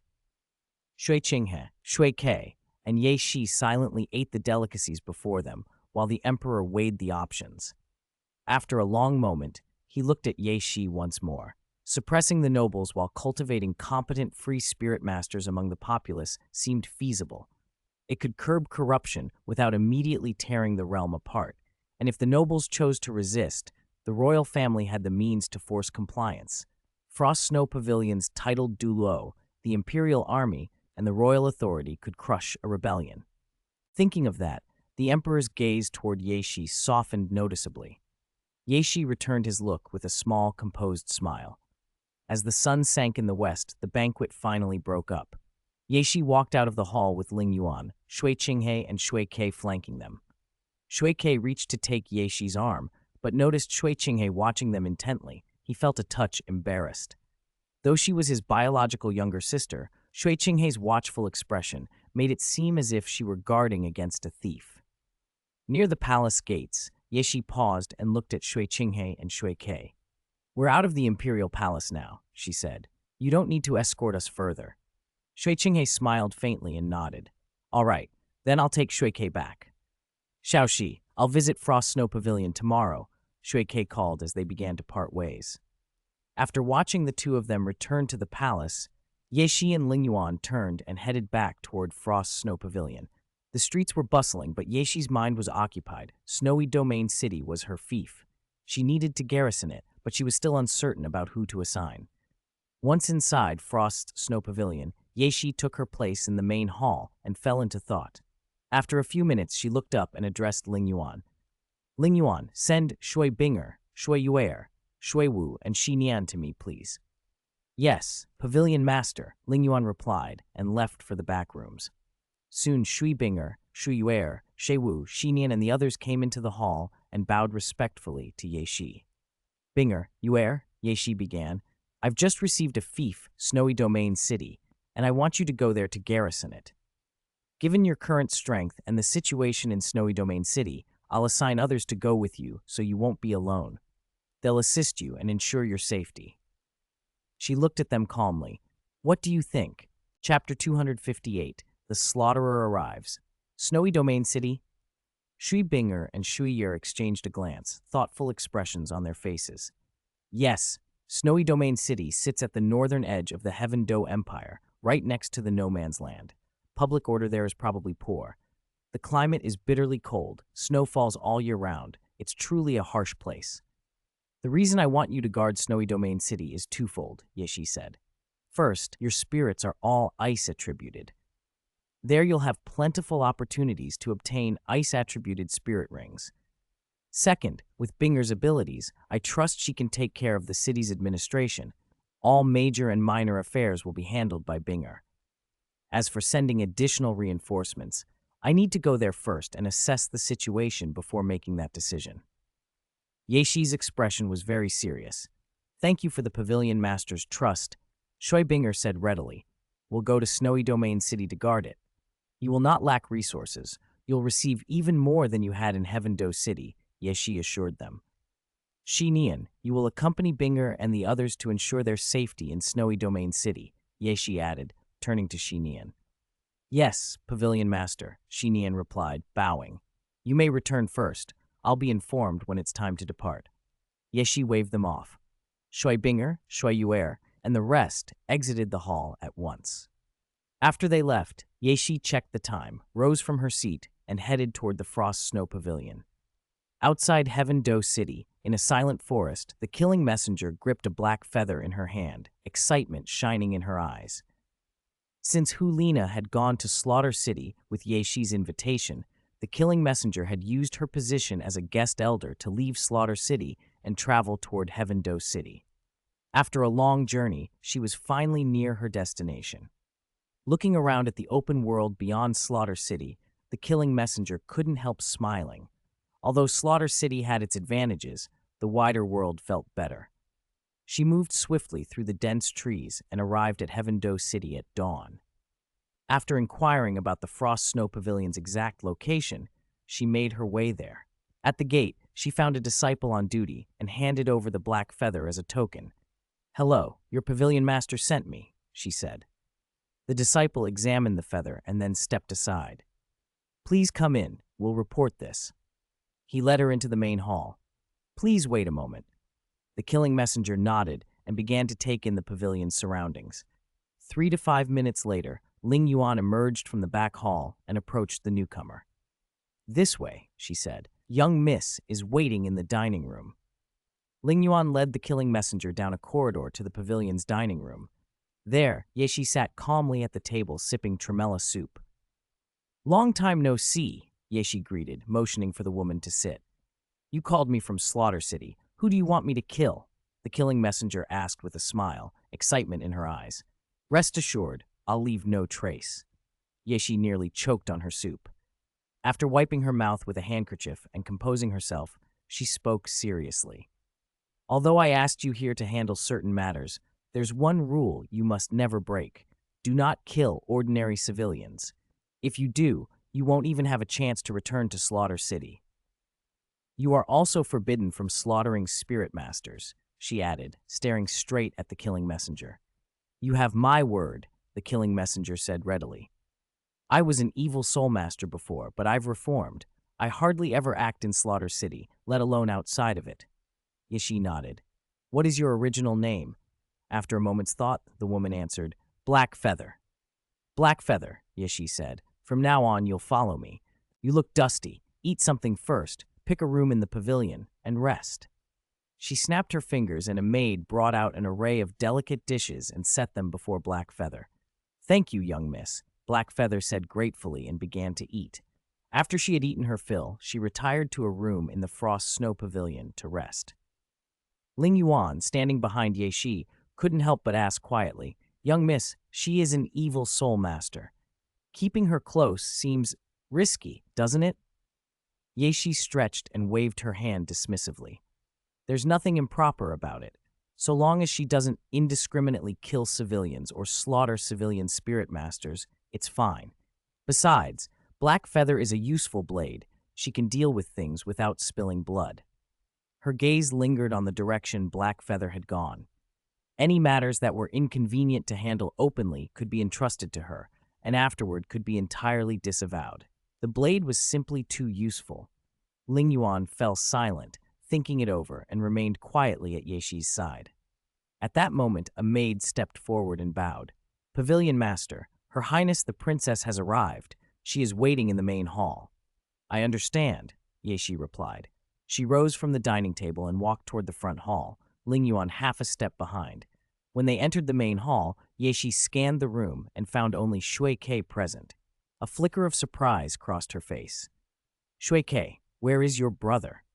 Yeshi asked softly as she approached. He's handling matters and won't be back until noon, Shui Ke answered. Please show me the expanded Frost Snow Pavilion, Shui Ke said, rising with anticipation. Come, I'll take you on a tour. Yeshi smiled and followed, and together they went to stroll around the Frost Snow Pavilion. Chapter 259, Military Formation Method. After showing Shui Ke around the Frost Snow Pavilion, Yeshi and Shui Ke sat in the garden of the Lakeside Pavilion. Yeshi handed Shui Ke a glass of juice and smiled faintly. Shui Ke, what do you think of the pavilion's expansion?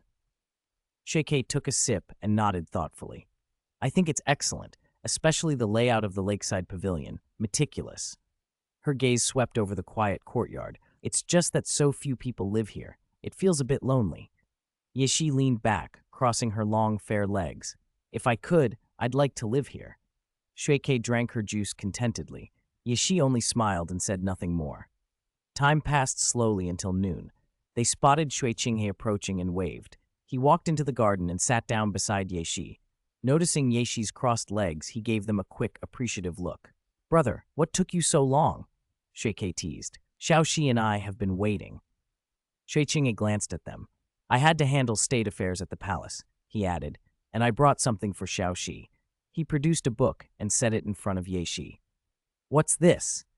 Yeshi asked, flipping through the pages. Military formation training methods, Shui Qinghe said seriously. For example, the Imperial Guards aren't individually the strongest, but under a skilled general, a proper formation can encircle and kill a titled Douluo. You're going to form a 3,000-strong knight order. This should be useful. Yeshi read carefully. In theory, a disciplined formation could wear down even a titled Douluo. Even they have limits to stamina and spirit power. In practice, however, there are few recorded cases because forming such a formation often costs many lives, and if the titled Douluo chooses to leave, by flight or otherwise, a ground formation can't always hold them. Still, the techniques were valuable. "These will be useful. I'll take them," she said, tucking the book away with a smile. Shui Ke stood and went to Shui Qinghe, taking his arm. "Brother?" Shui Qinghe looked at her, puzzled. "What is it?" "Brother, I want to live in the Frost Snow Pavilion," Shui Ke began. Before she finished, Shui Qinghe cut in decisively. "No, Xiao Shi is leaving for her fief, Snowy Domain City, in a few days. Let her rest here for a while. Don't bother her." Shui Ke pouted and sat back down. She then turned to Ye Shi. "Xiao Shi, why did you pick such a remote fief? Snowy Domain City might as well be a frozen wasteland." Ye Shi only smiled. She liked the place. Shui Ke didn't press further. After checking the time, Ye Shi brightened. "It's still early. Let's go for a walk in Heaven-Do City. I'll be heading to Snowy Domain City soon, so I should buy some warm clothes." Shui Ke beamed. "Great idea. Let's go now." Shui Qinghe rose and followed them out of the lakeside pavilion. They walked the bustling streets, stopping at clothing shops. Yi Shi bought a few fox fur winter garments, and the three of them strolled on, browsing and enjoying the afternoon. Only at dusk did they reluctantly head back. At a fork in the road, Shui Qinghe paused and looked at Ye Shi. "Xiao Shi, we'll head back to the royal palace first." He gave her a subtle wink. Ye Shi nodded. "All right, I'm going back to the Frost Snow Pavilion as well." She turned and walked toward the pavilion, while Shui Qinghe and Shui Ke returned to Heaven-Do City. Late that night, in Ye Shi's boudoir, she sat on the bed, staring at the doorway. Gradually, sleepiness took her, and the door opened. Qian Renshui slipped in quietly. "Sister," she said softly. Ye Shi smiled. "I was held up at the palace. I'm a little late." Qian Renshui sat on the bed's edge. "How much longer will your affairs at the palace take?" she asked, concern in her voice. Ye Shi rested her leg on Qian Renshui's lap. "A little more time," she replied. "You can go to Snowy Domain City first and take a look around. Once things are settled there, we'll meet in Vast Sea City and then head to Sea God Island." Qian Renshui's hand stilled on her leg. That works." She slipped off her shoes and moved closer. The gauze at the bed's side slipped down, revealing a private scene between them. What followed was their own quiet closeness, a private moment not for retelling here. The next morning, just as dawn was breaking, Qian Renshui sat up, spent a moment of tenderness with Ye Shi, then dressed and left quietly for the Tiando Royal Palace. Ye Shi pulled the quilt back up, closed her eyes, and drifted into sleep again. Chapter 260, Far North, Snowy City. Ye Shi opened her eyes, checked the time, and found it was already noon. She yawned, sat up, dressed, and walked out to tend to the affairs of Frost Snow Pavilion. 3 days later, with everything arranged, she led Shi Binger, Shuer, Shui Wu, Shi Nian, and the others out of Frost Snow Pavilion. A carriage waited at the pavilion's entrance, flanked by Ling Yuan and He Yu. Ye Shi helped everyone into the carriage while Shi Nian, sensible as ever, took the front seat to drive. Once the door closed, Shi Nian urged the carriage forward. After leaving Heaven-Do City, the carriage gradually increased its speed. Inside, except for Ling Yuan and He Yu, everyone sat cross-legged, cultivating in meditation. 2 months later, the carriage entered the far north. The cold pressed in. Everyone could feel it. Ye Shi pulled back the carriage curtain and saw nothing but endless white snowflakes drifting steadily from the sky. A biting wind slipped through the window and made her shiver. "This is my first time in the far north," Ye Shi admitted. "I'm not used to it." She closed the window, produced a blanket from her spirit tool, and wrapped herself in it. Shui Binger, Shui Yuer, and Shui Wu, being ice attribute spirits, handled the cold far better, but had also changed into warmer clothing. "Young miss, we've just entered the far north. It should be another 4 or 5 days to Snowy Domain City," one of the attendants reported. Ling Yuan let off a warm pulse of spirit power that pushed some of the chill from the carriage. I'll get used to it," Ye Shi said. She rested her head on Ling Yuan's lap, tightened the blanket, and slowly closed her eyes. No one spoke. The carriage fell silent. God Realm, Shura God's Hall. The Asura god watched a scene before him, stroked his chin, and a thoughtful glint crossed his eyes. "The far north," he murmured. A powerful divine sense slipped out silently from him, and swept the entire far north in an instant. He frowned, thinking. There's a spirit beast that damaged its origin when it broke through the 300,000-year mark. In its current state, it can't survive the 400,000-year heavenly tribulation. And my legacy holder seems to be approaching a level 60 bottleneck. Rising from his seat, he left Shura God's Hall and made his way to the Ice God's Hall. The hall doors opened as he arrived, and he stepped inside. A rare guest, a cold voice echoed through the vast hall, like 10,000-year ice marrow. Asura, what brings you here? The ice god asked. My legacy holder has gone to the far north, the Asura god said as he seated himself easily on the main couch. While I was sensing the region just now, I found a spirit beast whose origin was damaged at 300,000 years. With that damage, it can't pass the 400,000-year tribulation. He paused, watching the ice god's expression. But I think I found a way. If the beast sacrifices itself to someone with the potential to become a god, and that person later ascends, perhaps the beast's origin could be restored, or it might even ascend alongside them. The Asura god's eyes held a question. The ice god considered the idea, rubbing his fingers thoughtfully. Theoretically, it's possible, the ice god said. He now understood why the Asura god had come. The Asura god smiled and waved a hand as if brushing it off. I only had a sudden thought and came to ask. No hidden meaning. But one thing, my legacy holder will be going to the far north, the Asura god continued.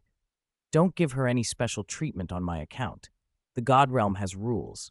I am the enforcer of those rules. You mustn't bend them. No collapsing caves that coincidentally reveal 10,000-year mysterious ice marrow for my legacy holder to find, and no other interference like that. All of that would be against the rules. He produced a small seed pulsing with vital chi and pushed it across to the ice god. The ice god's expression immediately shifted. He accepted the seed and concealed it carefully. Brother Asura, what are you implying? The ice god asked, though his voice was firm and indignant. Who doesn't know I observe the rules? Who would dare to break them under your nose? That's good to hear, the Asura god replied with relief. I'll return to Shura God's Hall.